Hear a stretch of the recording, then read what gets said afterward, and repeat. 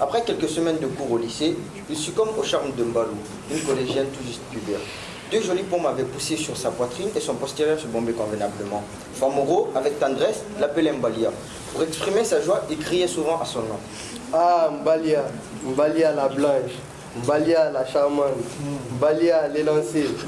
Amoureux de la fille, il ne pensait qu'à elle et se demandait comment l'aborder. Il n'avait plus à se concentrer sur ses études. Il passait le plus clair de son temps en montant des scénarios possibles. Je vais l'appeler face à face pour la draguer. Je vais lui filer une lettre en forme de poème pour la convaincre. Mais est-ce qu'elle ne doutera pas de mon niveau en français? Vais-je trouver un messager, un intermédiaire? Finalement, il décide de rencontrer Mbalia le plus vite que possible. Bon, moi, lors de cette semaine de francophonie, le livre qui m'a le plus marqué, c'est Mbalia ou l'argile blanche de la mine, car elle a été très marquante pour moi par l'extension de la flore et de la faune, et en même temps aussi pour les mines qui sont dévastateurs dans beaucoup de sites en Guinée ici, comme par exemple le site de Kamsar, là où on retrouve deux usines minières, la CBG et la GAC, et aussi pour la structure culturelle au niveau des totems et au niveau du manque de respect envers la famille, car les enfants aussi dans le livre, ils ont pris l'initiative de quitter leurs familles respectives pour aller visiter la mine et y faire fortune en fait, pour revenir.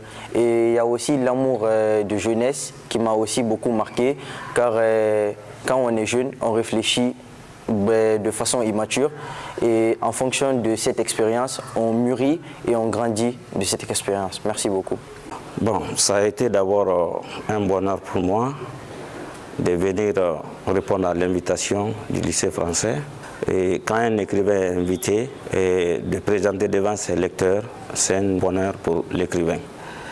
Et ce que j'ai senti aujourd'hui avec les élèves, vraiment, c'était sensationnel. Les parties que les élèves ont lues, j'ai vraiment compris que le livre les a intéressés et c'est ce qui est essentiel. Il n'y a pas d'écrivain sans lecteur. Si le livre n'est pas lu, je pense que ce n'est pas important que le livre existe. Donc, je suis très ému. Et je dis souvent que quand on est ému, on ne peut même pas beaucoup parler. Et en malingué, on dit que si tu demandes à quelqu'un qui est content de souffler le feu pour l'activer, il va l'éteindre par ses salives.